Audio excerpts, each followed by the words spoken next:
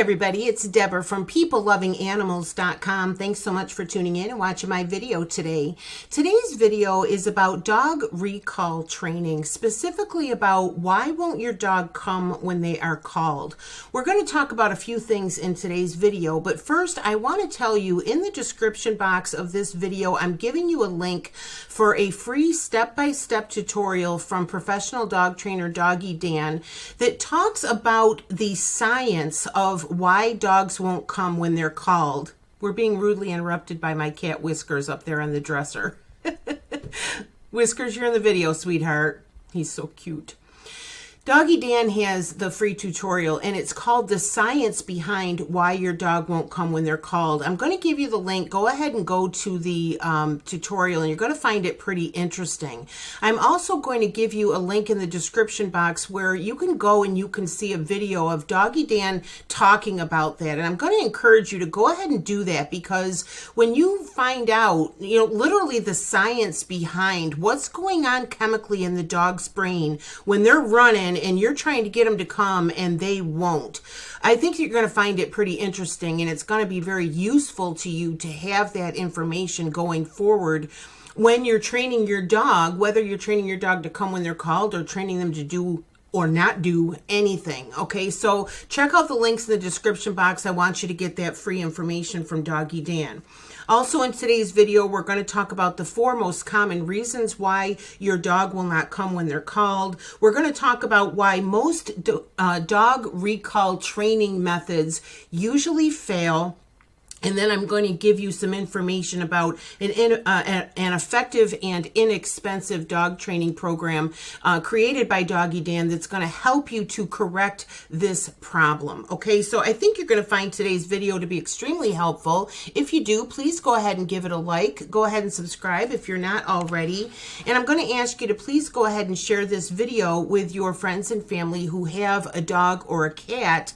I do videos several times a month all about the health and care and training of dogs and cats. So please share it. I would appreciate that so much. If you've not been here before, my name is Deborah. I own this website called PeopleLovingAnimals.com. We're going to use this post on my website called Dog Recall Training to guide us through today's video. I'm going to give you a link to this post in the description box. If you want to go back and read it, you can. I'm just going to kind of use it as a guide for today's video. Now, first of all, there's the link for the science behind why your dog ignores you and how to fix it. That's the free tutorial from Doggy Dan. I'm going to give you a link for it in the description box. Now, let's talk about the reasons why your dog won't come when they're called. Are you terrified to let your dog off the leash because you may not ever see them again? Or, if you have a dog that will not come, not only is it frustrating, but it can be very dangerous depending on the situation. If your dog is about to, go after somebody on a bicycle, if they're about to start chasing cars, if they're about to run out in the road and possibly be hit by a car, or, if you live in a city and the dog won't come, you literally could lose the dog and never see them again. I don't want to be dramatic, but it's really quite dangerous when a dog won't come when they're called. So it is important that you get control of this situation. The 4 most common reasons why your dog won't come are, number 1, there's too many distractions. Number 2, there's leadership issues. The dog doesn't see any reason to obey you. And it's not defiance. Okay, we're going to get to that. Number 3 is a lack of consistency. Dogs are very cause and effect, cause and effect. When I do this, this happens. When I do this, this happens. And if you're not consistent in your training techniques with them, in other words, if they're not getting a consistent consequence for what they're doing or not doing, they're never going to be able to put 2 and 2 together and make the connection of what results in a positive experience for them. And number 4, they're afraid of you. A lot of people, out of desperation, I guess, will use, brute force with their dog. They'll hit the dog. They'll use shock collars, all these painful forms of punishment and force, trying to teach their dog, and none of them are any good. And, all they do is they train the dog to be afraid of you, okay? We're going to talk a little bit more about that in just a second. First of all, you need to know it's probably not their fault. Most of the time, the dog is not intentionally being defiant. Most of the time, it's a miscommunication problem between between you and your dog. And again, I'm going to ask you to use the link I'm giving you to watch that video by Doggy Dan. And he goes into much more detail about, again, what's chemically going on in the dog's brain that is causing them to not come when they're called. And again, it's probably not their fault when you realize what their natural primal automatic reactions are. Okay, that's kind of what you're fighting against. You're not fighting against whether the dog wants to listen or not. It's actually more complicated than that, yet it's very simple to fix, if that makes any sense. Stick with me, okay? Now, why most dog recall training methods fail? First of all, any fear-based training method is ultimately going to fail because, like I said, the only thing that you're doing is you're teaching your dog to be afraid of you. You're teaching them to avoid you. They want to get away from you. And if you're trying to do recall training, the last thing you want is for the dog to be afraid of you. I just want to give one example of this. If you're trying to teach your dog to come and they won't come, and you start out calling them very sweetly, and then by the 15th time you're calling them, you're very angrily calling them, and you're saying things like, get over here, get over here. Well, first of all, with that tone of voice, is the dog going to come? No, he would be stupid to come when you're using that tone of voice, especially if you follow it up by slapping the shit out of the dog when he comes to you. All right, I'm sorry to be so blunt, but seriously, think about what you're doing. You have to create a positive outcome for the dog when he comes to you. Don't ever create a negative outcome for a dog when they do what you're asking them to do. Now, if you want to react to me by saying, well, what am I supposed to do? I'm out in the park. I've called the dog 15 times. I'm going to make the dog listen to me. What am I supposed to do? What you're supposed to do as a responsible dog owner is learn how to train your dog.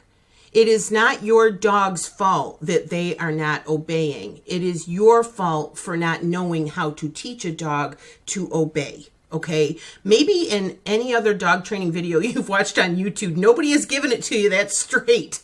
But I'm telling you, as pet owners, it is our responsibility to find out why is the dog doing what they're doing, and how can we communicate with the animal so that they understand that I no longer want them to do that. It's your responsibility, okay? So I tend to go on a bit about the fear-based training method because I really hate when I see people being forceful with dogs. Not only is it mean, it's cruel, it's ridiculously ineffective, okay?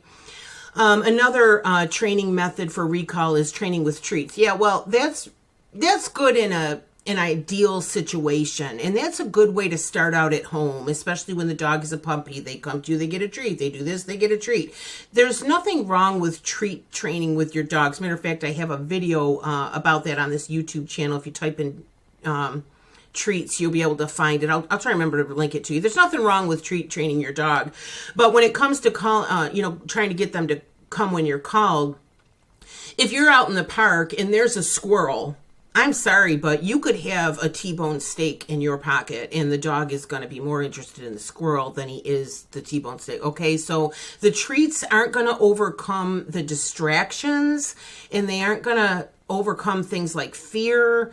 The treats aren't going to overcome just the dog's, like I say, the chemical reaction that's happening with the dog. A treat is not going to fix that. So it's okay, like I said, start out at home, have the dog come to you in the kitchen, whatever, give him a treat, start to create that positive association that they get something good when they come to you. But once you get out in the yard, once you get out down the sidewalk, once you get out into a park or on a busy city street, you can't count on the treats, okay? You got to have a dog that understands you and that obeys you every time, okay? I'm almost done here, I promise. Now, what I'm going to do is I'm going to give you a link for Doggy Dan's training program called the Dog Calming Code. It's super inexpensive. I believe it's $37. I should have actually checked to make sure that the price hasn't been changed. I'm quite sure it's $37. It's a one-time fee. And in that training, Doggy Dan talks more about what makes a dog obey somebody, how to communicate with your dog in a way that the dog will understand. And that training consists of 5 very simple, very easy exercises that you can do with your dog just in the middle of your dog's day, just during your routine, your day, your dog's routine, 5 exercises that you do that teaches the dog to listen to you, to teach the dog that you are the pack leader. If you've ever heard of pack leader training, it kind of goes along those lines, where the dog sees you as the one being in charge, and because of their primal instincts to obey a pack leader, they're going to obey you if they think that you're the pack leader. And that does, in fact, apply to every situation where, the squirrel doesn't matter, the guy going by on the bicycle doesn't matter. If you can teach a dog and if you can convince them to see you as the pack leader, they basically won't make a move in life without your okay. Do you know what I mean? I don't mean that it's a bad situation, the dog's afraid to breathe. I don't mean that. I just mean that they will always look to you. They'll always look to you for guidance on how they should react to any situation. And most importantly, they will obey you. Okay, so I hope that I haven't gone on too long. I'm going to give you a link to this post. It talks a little bit about Doggy Dan. I'm going to give you the links for the free tutorial from Doggy Dan. I'm going to give you a link to the video where Doggy Dan talks about dog recall training specifically, and I'm also going to give you a link to the training program called the Dog Calming Code. Okay, I hope that these things help. Now, again, thank you so much for stopping in and watching today's video. I hope that you found it helpful. If you did, please go ahead and give it a like, share the video, go ahead and comment. I would love to know what you think. I would like to know if you're having some sort of specific problem with your dog when it comes to recall training. And I also would like you to share in the comment section, if you would, what tips and tricks have you been doing that you think might be working, because people are going to come along, they're going to be reading comments in the comment section, and we want to be helping each other if we can in sharing our ideas, right? And go ahead and put your questions in there, because if I can't answer it, other people reading the comments might be able to offer some help from their own experience. Okay, so please go ahead and comment. I would love to hear from you. So again, thank you so much for watching. I hope that I have helped. My name is Deborah, and my website is peoplelovinganimals.com. Thanks again. Bye-bye.